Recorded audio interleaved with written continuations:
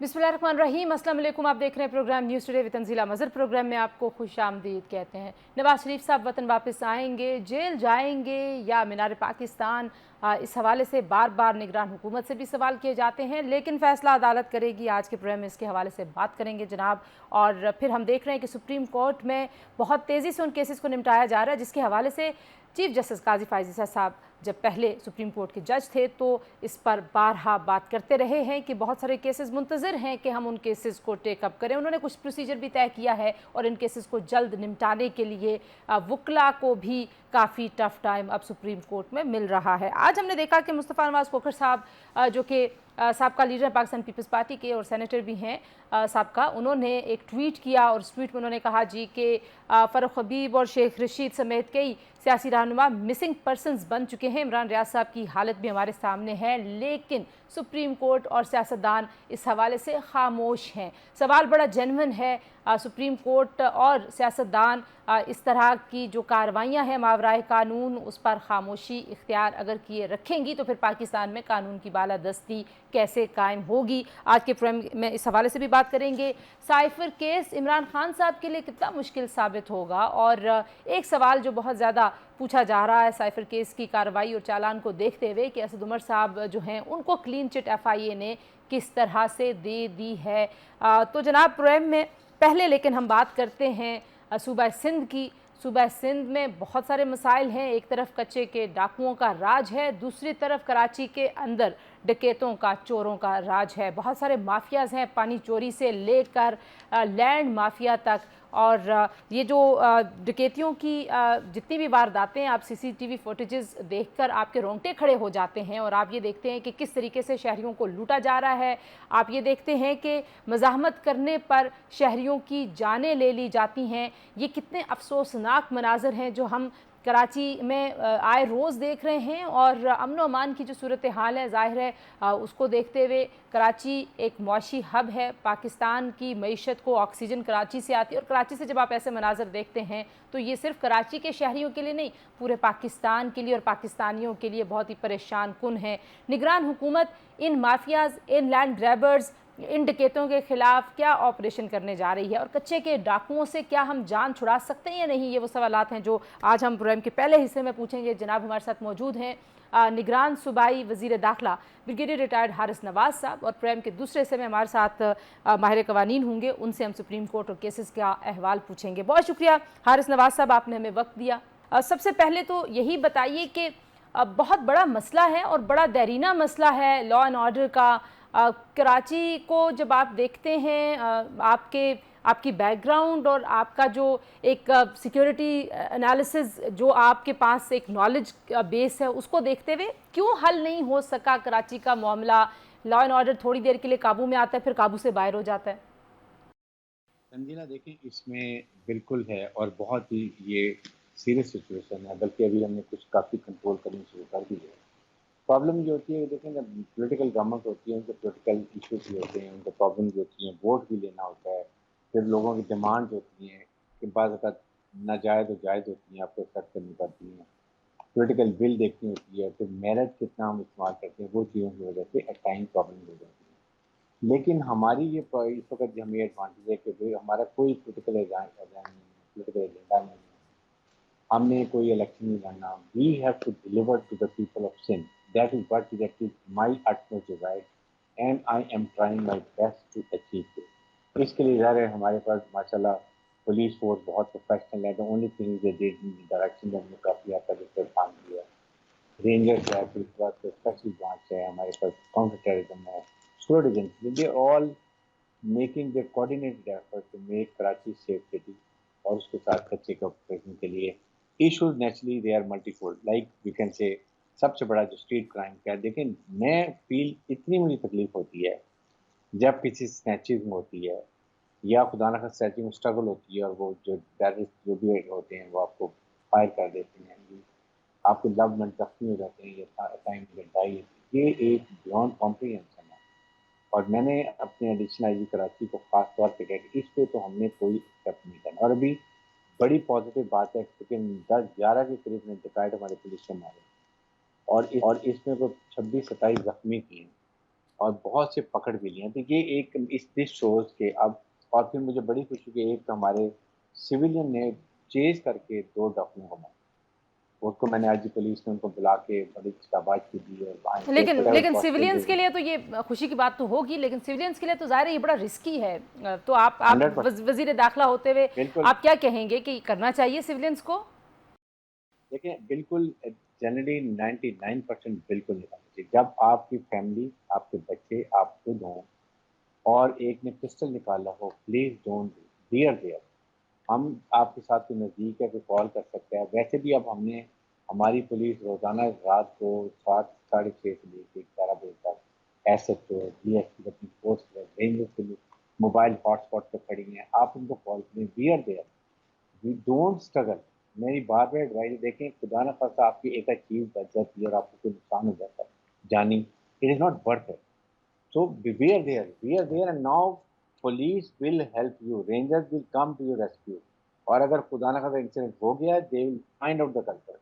सही। कोई इसमें कॉम्प्रोमाइज ये नहीं कर ज़ाहिर-सी बात है, कुछ लोग ये भी समझते हैं कि ये भी एक नेक्सस है बहुत सारे लोगों का जो क्रिमिनल्स हैं। अब तो सीसीटीवी कैमरास की वजह से फुटेजेस मौजूद हैं, लोगों के चेहरे शनाख्त हो जाते हैं। तो आप लोग कोई ये डेटा भी कंपाइल कर रहे हैं कि इनके ताने-बाने कहाँ जुड़े हुए हैं? कैसे ये पूरे के पूरे शहर को इस तरह से लोगों ने इसको यरगमाल बनाया हुआ है? और ज़ाहिर है वो सिर्फ़ शहर यरगमाल नहीं है, शहरी और पाकिस्तान की मईशत भी, उसके ऊपर भी ख़तरा मंडलाता रहता है जब एक बड़ा शहर है जिसमें इस तरह के क्राइम्स और उसकी रेपुटेशन ये बन जाए कि यहाँ पे तो कुछ सेफ नहीं है। कराची इज बिजनेस हब, कोई कंबाइन नहीं है। और मैं जैसे उनसे पहले बात की, अभी भी ये कमिंग संडे को मैं सब मेन कम्युनिटी फ्रेंड से मिल रहा हूँ। हम यही उनको शो कराना चाहते हैं कि we are there to protect your life and property and business. आप अपना काम करें, आप अपना काम करें, हम आपको करेंगे। सेकंड, बिल्कुल अभी सेफ सिटी पे हमने बड़ा फुल स्पीड पे काम किया है। पीसी 1 तैयार हो गया है। I think it will 1 week जब हम इसको इम्प्लीमेंट करेंगे। और कराची में ये इसी 6 महीने के अंदर हम कोशिश करेंगे 1300 और कैमरे, जो पहले 2000 कैमरे हैं, इनको पुलिस सीपीओ में हमने वो पूरा कंट्रोल में वहाँ इसको कनेक्ट कर दें। और उसके बाद बाकी डेवलपमेंट भी करनी है, तो सेफ सेफ ताकि जहाँ सेफ तक सिटी के लिए क्या क्या हो रहा है? कुछ उसकी डिटेल्स भी बन सेफ सिटी का बिल्कुल हमने एनआरटीसी को इस पर रिस्पॉन्सिबिलिटी दी है। जो एक आदमी का बहुत बड़ा दायरा है, बहुत ही वो काम कर रहे हैं और वो उन्होंने पूरा तैयार हो गया। काफ़ी बड़ा एक प्रोजेक्ट है, उसको हमने 2 पेजेज निकाले, 3 पेजेज में। लेकिन पेजेज पहले तकरीबन 3 साल में था, ये टाइम कि उसको 1.5 साल के अंदर कंप्लीट करें। पहला फेज मेरी बड़ी कोशिश है कि मैं अपने होते हुए आई डू माई बेस्ट कि अगर ये कराची को मैं ये कम अज़ कम 3,500 कैमरा दे दें, इंटीग्रेट कर दें, कि पुराने डीएसटीवी भी हैं, हाई पावर पे वो कैमराज हों, उनको शनाख्त भी कर सकें, मॉनिटरिंग भी हो सके। और फिर हॉटस्पॉट पे हमारे लोग मौजूद हैं कि इमीडिएटली वहाँ पहुँचें और देखें वो लगा अपनी, ताकि एक क्रिमिनल जब एक चीज़ से आए और वो कहाँ से निकलता है और छुपता है, सारा कवर होना चाहिए। This is what we are desire. और ये पूरा हम हर हालत में कोशिश कर रहे हैं कि मैं इसको 6 महीने में इस एक प्रोजेक्ट को हम कंप्लीट करें। और बताएं कि अगर पॉलिटिकल विल हो, मेंटल रिजॉल्व हो और आपने नीयत की तो ज़रूर ऐसी सही। कोई काम अच्छा, नहीं। जो एक और आपने चीज़ का ऐलान किया वो भी शायद जराइम के जब हम उसको इन्वेस्टिगेट करते हैं तो बहुत सारे जो ट्रेसेस हैं वो अफ़गान बाशिंदों की तरफ भी इशारा होता है कि अफ़गानी बाशिंदे जो हैं वो भी इस तरह की कार्रवाइयों में मुलव्वस हैं। अब आप एक ऑपरेशन करने जा रहे हैं, कुछ उसकी तफसीलात बताइए कि जिस तरह के हमारे हालात हैं, एंड यू नो बेटर कि कितना हॉस्टाइल है इस वक्त पाक अफ़गान सरहद पे भी मामला और दोनों ममालिक के दरमियान भी कुछ तलखी है। कैसे इस ऑपरेशन को आप लेके चलना चाहते हैं और इस वफाकी हुकूमत से इस मामले में आपकी क्या बातचीत हुई है? देखें, एक तो कल भी अपेक्स कमेटी की आई थिंक कल ये परसों मीटिंग है, प्राइम मिनिस्टर ऑफ पाकिस्तान से कर रहे हैं, उसके बाद हमारे चीफ मिनिस्टर भी आ रहे हैं।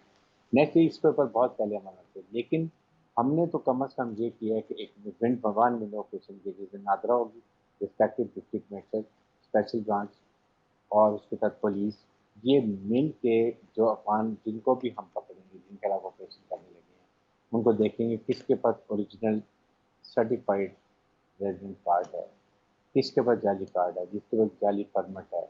ये हमने देखना है। जिसको भी हम पकड़ेंगे, हमने प्लान किया है कि उसको हम जब एक तसल्ली कर लेंगे, we don't want to victimize anyone, but this is a big problem. जहाँ पर 40 लाख के करीब आपके अफ़गान रिफ्यूजी और ऑल स्प्रेड ओवर। दुनिया में होता है कि आप उनको एक कन्फाइंड जगह दे देते हैं, वहाँ बैठते हैं। यहाँ तो खुला चल रहे हैं, कराची में बड़े लोग एरिया बने हैं, जो एक इलीगल क्राइम भी कर रहे हैं, स्ट्रीट क्राइम भी कर रहे हैं, ड्रग्स में भी इन्वॉल्व हैं, तो हम अब उनको राउंड अप कर रहे हैं। उनको सही। पकड़ेंगे, उनको फिर वेरीफाई करेंगे, जब वेरीफाई हो जाएँगे, फिर हम उनको बसों के अंदर यहाँ से बलूचिस्तान की तरफ से लेके जाएँगे। वहाँ हमारा रैप साथ जाएगा, उनकी आगे रिप्रेजेंटेटिव होंगे, वो जाके उनको बॉर्डर पे क्रॉस करेंगे। ये नहीं छोड़ेंगे कि हम फिर ये रास्ते में छोड़ दें, फिर उनको फिर अगर पैसों की ज़रूरत आए, जो भी है, we are going to complete it till end जो कि हमारे मिनिस्टर की लेकिन और कोर कमांडर की है। लेकिन ब्रिगेडियर साहब, इसके ऊपर तो ज़ाहिर है आपको एक पॉलिसी बनानी पड़ेगी। वो लोग जो ज़ाहिर है वहाँ से जंग की वजह से मुल्क छोड़ के भागे हुए हैं और उनकी जानों को वहाँ पे ख़तरा है, ये इसको दुनिया कैसे देखेगी कि आप उनको उस जगह पे वापस भेज रहे हैं जहाँ पे शायद वो सेफ़ नहीं है? देखिए, बहुत नहीं, ऐसी बात नहीं है, ये ज़्यादातर वो लोग हैं जो वहाँ से खुद आए हैं, उनके रिलेटिव्स यहाँ पर आ गए हैं, उनके बेनिफिट तो हम जो उनको अननेसेसरी प्रोटेक्शन कर रहे हैं, उनको भी इन्वॉल्व करेंगे, खिलाफ केस करेंगे, क्योंकि उनको चाहिए कि उनको वापस करें। We can not afford it. हमने बहुत मेहमानदारी कर दी, तंजीला रियली हम करेंगे। Now is the time we to tell very clear term में अफगान तालिबान को वी हैव हैड एनफ। आप हमें सपोर्ट नहीं कर रहे हैं, आपने घोषणा की कि आप सरजमीन अपनी नहीं कंट्रोल कर रहे हैं। What is so difficult? लेकिन आइडियोलॉजी ऑफ अफगान तालिबान और केटीपी एक है, जिसकी सही। वजह से वो दूसरे की मदद कर लेते हैं। तो we have to very stern. हम कहाँ पर उनकी मदद नहीं की हमने? क्या उन्होंने हमारी तो मदद की है? हमें अपने मुल्क की sovereignty, life and property people for Pakistan and for me for Sindh, everything above all. So we have to take certain now actions के लिए हमें अफगान रिफ्यूजी जो हमारे यूनाइटेड नेशन के हाई कमिश्नर से भी बात करनी नहीं चाहिए। तो हम क्या खुद क्या गवर्नमेंट आप कोई, अच्छा मैं आपसे पूछती हूँ, एक ब्रेक ले लेते हैं, ब्रेक के बाद वापस आके आपसे ये भी पूछूंगी कि क्या आप उनको कोई डेडलाइन दे रहे हैं मैकेनिज्म कि वो आएँ और अपनी, उनके पास अगर original authentic genuine resident card है वो शो करें और उसके बाद आप एक डेटाबेस अपना वो कर लें। और दूसरा, जो सिंध की सियासत है, वहाँ की जो सियासी जमातें हैं वो निगरान हुकूमत के ऊपर जो रिजर्वेशन का इजहार करती हैं, कुछ उसकी बात भी हम ब्रिगेडियर साहब से करेंगे। जी स्टे ट्यून्ड, ब्रेक के बाद मिलते हैं।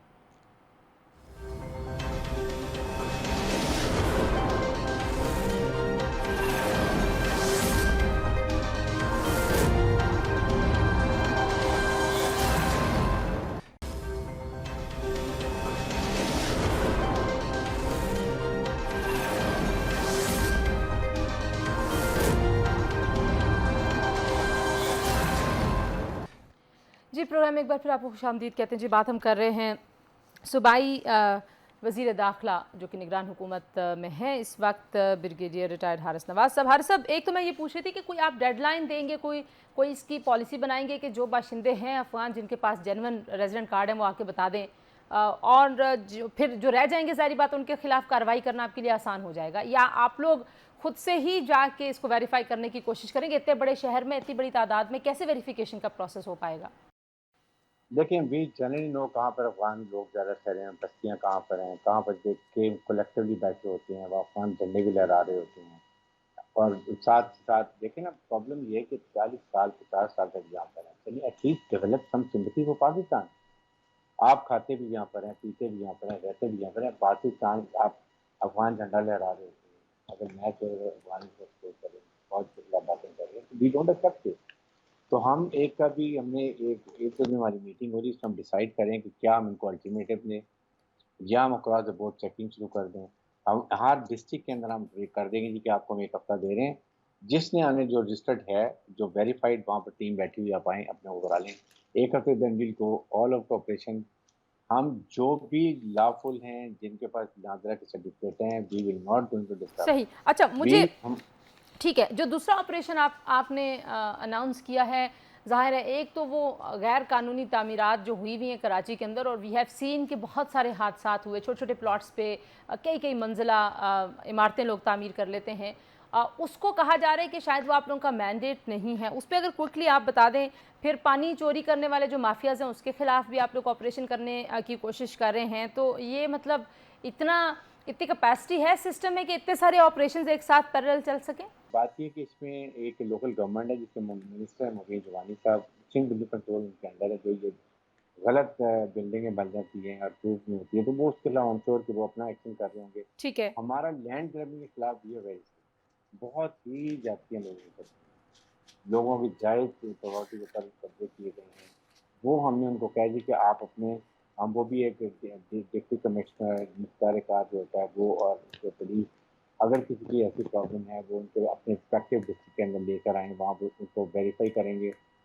जिसके साथ ज़्यादती हुई है और जिसकी ज़मीन पर गलत कब्जा है वो definitely it is our moral duty to help them. अच्छा, जो आपने और पुलिस ये ऑफिसर्स की ज़ाहिर है बहुत सारे सिंध के बाहर से लेके गए हैं, उसके ऊपर जो वहाँ की जमातें हैं वो कह रही थी कि शायद बाहर से ऑफिसर्स को लाना बहुत मौसर नहीं होगा, जो यहाँ से, यहाँ के हालात से, यहाँ के निज़ाम से आगाह नहीं है, वो बहुत ज़्यादा एफिशिएंट नहीं साबित हो पाएंगे। यू थिंक कि ऐसा है? सवाए चीफ हमारे IG police Rifat Mukhtar, he is the only person who has come outside. Rest all are from everybody, nobody has come from outside. Rest assured, IG police ने बहुत मेरिट के ऊपर हमारी सिक्योरिटी एजेंसी ने चेक करके डीआईजी को, SP को, DSP को, एसपी को लगाया और इलेक्शन कमीशन में इन्फॉर्म करके कई जगह हमने चेंजेस किए हैं ताकि वो ज़रूरी होता है। और अभी इसी वजह से हमने उनको बड़ा क्लियर मैंडेट दिया हुआ है कि this is the domain of IG police. और मैंने किसी को भी एक की भी सिफारिश की इसको पोस्ट करें, because then now when I go on ground and see, then I see कि कौन काम कर रहा है कौन नहीं कर रहा। अगर मैं अपनी मर्जी करूंगा तो then I think it doesn't depend, I am interfering with the. तो ये बहुत ही क्लियर रखा हुआ है, लेकिन क्लियर मैंडेट दे दिया मैंने एडिशनल आईजी कराची के खास तौर पर कि आपने हर 2 हफ्ते के बाद हम बैठेंगे कि पिछले मैं आप 2 हफ्ते में क्या क्राइम हुए, क्यों अब कैसे कम हुए, कंट्रोल हुए, ज़्यादा हुए, क्या वजह है, सब एनालिसिस हम करेंगे। Every 2 weeks we demonstrated we will not leave unattended any crime which is happening in that area। क्यों रिकवरी नहीं हुई, सीपीएलसी के साथ मिलकर कोऑर्डिनेट करेंगे जी कि उनके आप बताएं आपने इसमें क्या आदत की, लोगों का कॉन्फिडेंस कितना डेवलप हो रहा है, पीपल आर कमिंग, एसएचओ को आकर रिपोर्ट कर रहे हैं, बैठ रहे हैं एसएचओ 3-4 घंटे अपने थाने में बैठेंगे और फिर बाद कैमरा लगा रहे हैं कि देखेंगे कितने अच्छे से ट्रीट किया जाता है। Whatever is possible we are doing it ताकि आवाम को ये शो करने के जो वी आर नॉट। क्या आप लोग किसी सियासतदान के खिलाफ भी कोई ऑपरेशंस कर रहे हैं? आई सीन योर स्टेटमेंट कि हमने किसी के खिलाफ कोई ऑपरेशन, कोई इस तरह की चीज़ नहीं की, लेकिन बहरहाल आपको पता ही है कि सोशल मीडिया पे किस तरीके से बातें फैलाई जाती हैं और फेक न्यूज़। एक भी तंजीला एक भी पॉलिटिकल विक्टिम में नहीं था। हाँ, जो करप्शन में हैं, जो कुछ जो करप्शन कर रहे थे लेकिन नॉट पॉलिटिशियन, उनके जो आगे लोग थे अगर उनके तो कोई डाटा किए हुए हैं, किसी का अगर नैब में केस चल रहा है पॉलिटिशियन का तो वो वीडियो बहुत पुराने चल रहे हैं। बट हम बिल्कुल नहीं जा, हमारा बड़ा क्लियर मैंडेट है, free street crime, drugs mafia clear, smuggling, diesel, stop it, illegal immigrant and such operation.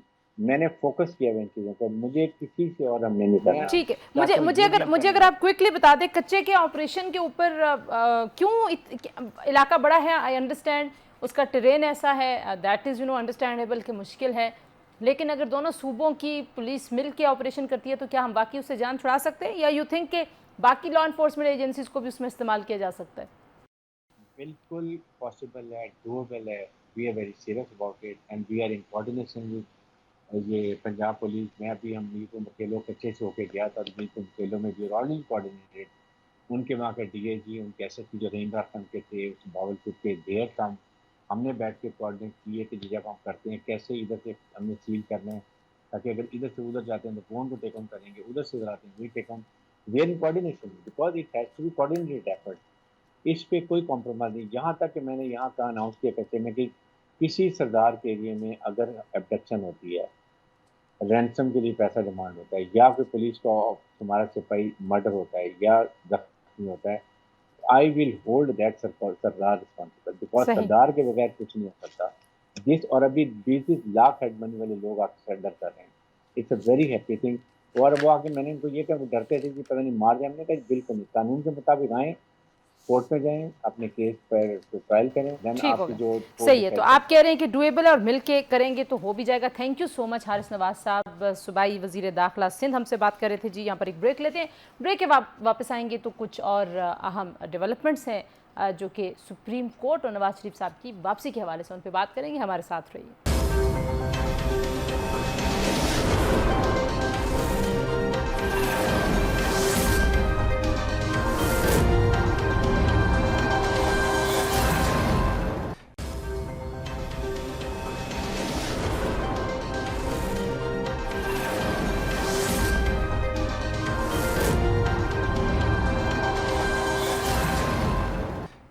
Programme में एक बार फिर आपको खुशामदीद कहते हुए हमारे साथ मौजूद हैं राजा आमिर अब्बास साहब, मुल्क के मारूफ कानूनदान हैं, और हमें ज्वाइन कर रहे हैं हारून रशीद साहब जो कि वाइस चेयरमैन हैं पाकिस्तान बार काउंसिल के। दोनों का बहुत शुक्रिया। हारून साहब, जो एक बड़ी अच्छी चीज़ हो रही है वो ये हो रही है कि बड़ी तेज़ी से केसेस निपटाने का सिलसिला शुरू किया है जो सुप्रीम कोर्ट में काफ़ी अरसे से पेंडिंग चल रहे थे। तो सबसे पहले तो मैं चाहती हूँ आप ज़रा इस पर कॉमेंट कीजिए कि ये एक अच्छी रिवायत डालेंगे चीफ जस्टिस साहब?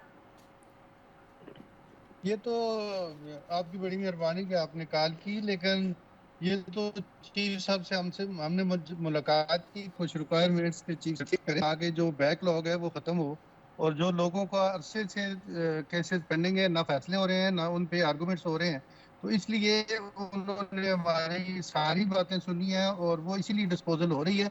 और दूसरी बात जो हमने की थी वो ये की थी कि जो नोटिस है वो जल्द तकरीबन एक हफ्ता पहले मिलना चाहिए ताकि फिक्सेशन पे वकील अपने आप को तैयार कर सकें या वो दूर से आते हैं। तो इस वजह से उन्होंने 1 महीने के लिए सेम बेंचेस होंगे और सेम बेंचेस में केसेस फिक्स होंगे, और जो नोटिस है वो भी 1 हफ्ता या 10 दिन पहले वसूल हो जाएंगे। तो तो ये इसलिए चीफ साहब जी जी, अब ये तो वकीलों के लिए बड़ा अच्छा हो गया। राजा साहब, आप भी इस पे कमेंट कर दीजिए कि क्योंकि हम समझते हैं कि तारीख लेना जो है वो भी ज़ाहिर है कानूनी हक होता है, लेकिन अगर सिर्फ तारीख लेने का मकसद एक मामले को इल्तवा में डालना है तो उसको भी डिस्करेज कर रहे हैं चीफ जस्टिस साहब।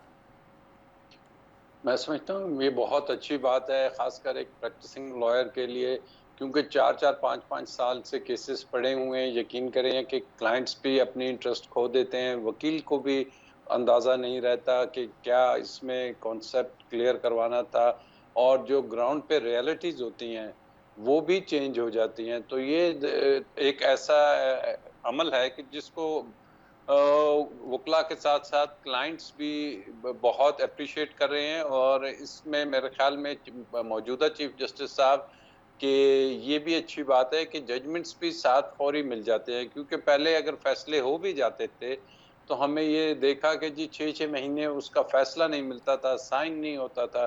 तो on all squares it's something that should be appreciated, और बहुत अच्छी बात है। ठीक है जी, जल्दी से ज़रा साइफर की बात कर लें और फिर नवाज शरीफ साहब की वापसी का भी जिक्र हमने करना है। हारून रशीद साहब, आपको क्या लगता है कि जो साइफर का मामला है ये चेयरमैन पीटीआई के लिए कोई काफ़ी मुश्किलात का बायस बन सकेगा? साइफर में जो चालान पेश हुआ, अब इसके बाद ज़ाहिर है ट्रायल होना है, और जितने भी सरकारी अफसरान थे जो उस वक्त चाहे वो वजारत खारजा में थे या प्राइम मिनिस्टर हाउस में, वो सभी गवाह बन गए हैं, और 164 की गवाही के हवाले से भी बताइए कानूनी तौर पर। देखिए, ये तो एक डॉक्यूमेंट्री एविडेंस कंप्लीट है इनके खिलाफ, और बाकी एविडेंस भी मौजूद है। ये तो क्लियर केस है, इसलिए कि ये डॉक्यूमेंट पीटीआई चेयरमैन ने खुद लहराया था और उसे एडमिट किया हुआ है।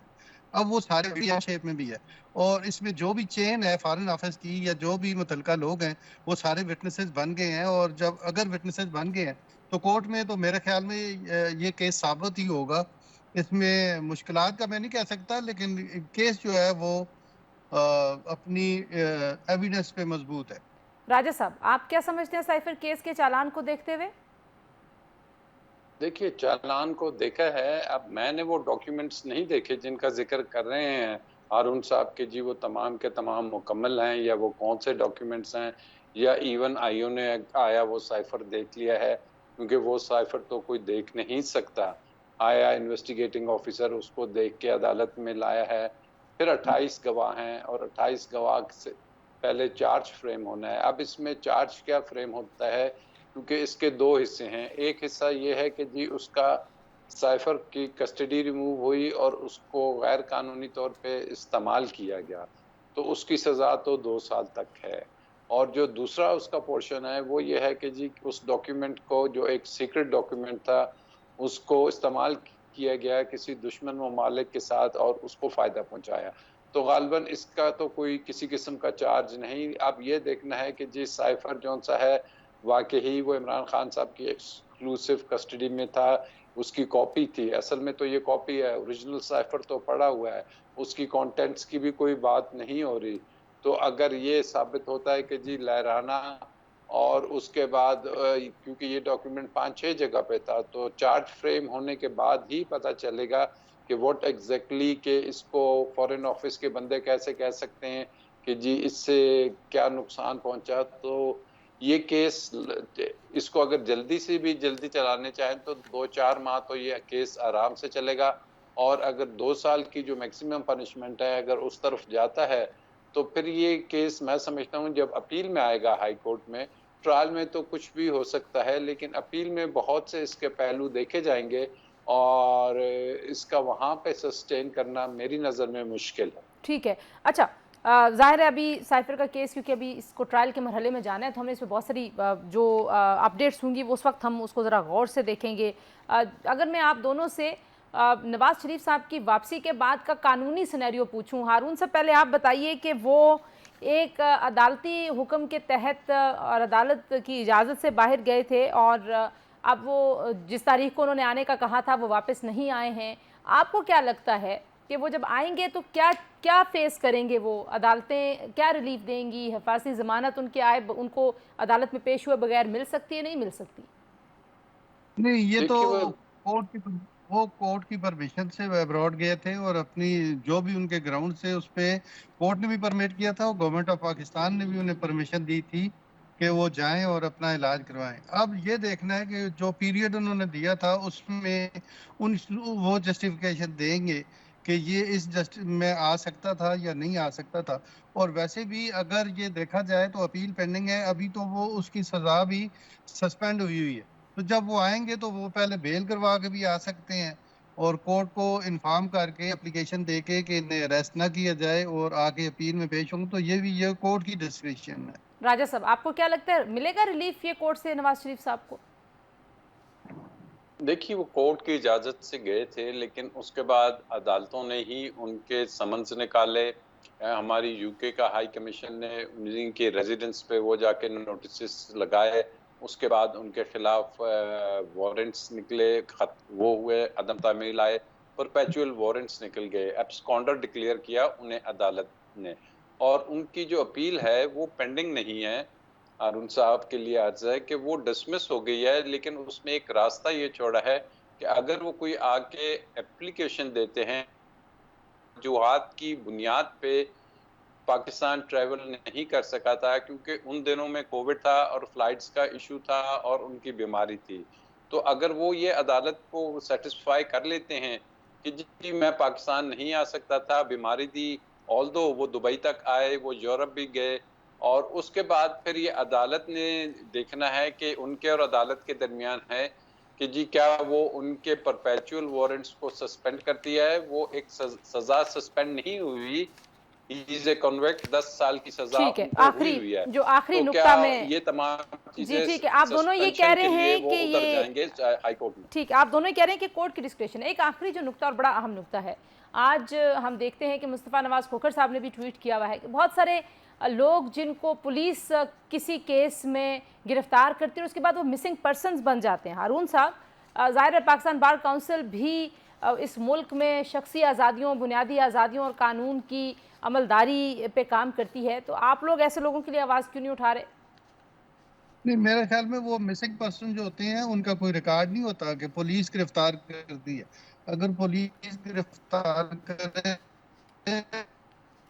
तो वो तो फिर रिकॉर्ड पे आ जाता है कि ये बात, तो जो मिसिंग है वो उनकी ये नहीं होता कि पुलिस ने गिरफ्तार किए हों। सर वो कहीं वो तो मतलब अकाउंटेबल ये होते हैं कि हमारे अगर सामने के लोग हैं ना, शेख रशीद हैं, मतलब गायब हो गए, तो जाहिर है किसी को तो आवाज़ उठानी है, तो क्या वो उठानी चाहिए, लेकिन ये है कि अगर पुलिस जिम्मेदार है तो पुलिस ने गिरफ्तारी अगर रिकॉर्ड पे डाली है तो तभी रिकॉर्ड पे आएगा, अदरवाइज तो वो कहेंगे जी हमें तो नहीं पता, हमने तो गिरफ्तार ही नहीं किया।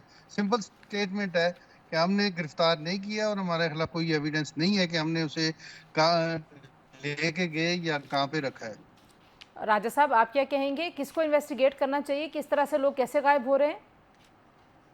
देखिए आईन पाकिस्तान इस चीज़ को गारंटी करता है किसी भी शहरी के लिए कि अगर उसको कोई अदारा, कोई एजेंसी, पुलिस अगर अरेस्ट करती है तो 24 घंटे के अंदर अंदर उसे मुतलका मजिस्ट्रेट की अदालत में पेश करना है, और अगर मुतलका अदालत की में पेश नहीं होते 24 घंटे में तो वो हब्से बेजा में होंगे, और फिर अगर उस अथॉरिटी से बुला के पूछा जाए कि जी आपकी कस्टडी में है और वो अगर इनकार कर देती है ऑब्वियसली वो मिसिंग पर्सन की कैटेगरी में आ जाएंगे। और ऐसे तमाम अफराद आपके सामने काफ़ी मिसालें हैं कि जो कि अगर अरेस्ट होते हैं उसके बाद उनको अगर मजिस्ट्रेट के सामने पेश नहीं किया जाता तो फिर वो डेफिनेटली मिसिंग पर्सन, क्योंकि पुलिस तो आके कह देगी कि जी हमने अरेस्ट किया था, हमने छोड़ दिया फलानी जगह पे। सही। भाई आपने छोड़ दिया, आपके इल्म में बहुत से आईजीज को नोटिस मिल रहे हैं, बहुत से पुलिस के ऑफिसर्स को इसी मामले में नोटिस मिल रहे हैं, और बहुत से लोग इसी तरीके से उठाए गए फिर आ गए। तो मिसिंग पर्सन आज से नहीं, ये इससे पहले भी बलूचिस्तान का आपके सामने है, जिसके बारे में सुप्रीम कोर्ट में भी पिटीशन पेंडिंग है, और तमाम बार काउंसिल्स उसमें बड़ा एक स्ट्रिक्ट व्यू रखती हैं कि जो शख्स भी मिसिंग है और आईन पाकिस्तान के या कानून के से हट के उसे कस्टडी में रखा है तो उसको अदालती तौर पे किसी किस्म के तौर पे जस्टिफिकेशन नहीं है कि उसको रखा जा सके। हारून साहब, क्या कहेंगे आप इसमें? सुप्रीम कोर्ट का भी उन्होंने जिक्र किया कि सुप्रीम कोर्ट की भी खामोशी मानी खेज है और इस पे खामोशी नहीं रहनी चाहिए। मैं सुप्रीम कोर्ट का तो कुछ नहीं कह सकता, लेकिन जो बात राजा साहब ने कही है वो इसी तरह है कि अगर वो गिरफ्तार नहीं हुए और अदारा आके कह देते हैं जी हमारे पास उनका हमने गिरफ्तार किया और ना वेयर अबाउट का पता है, तो वो फिर मेरा नहीं ख्याल कि वो उनसे पूछा जाए कि आप बताएं।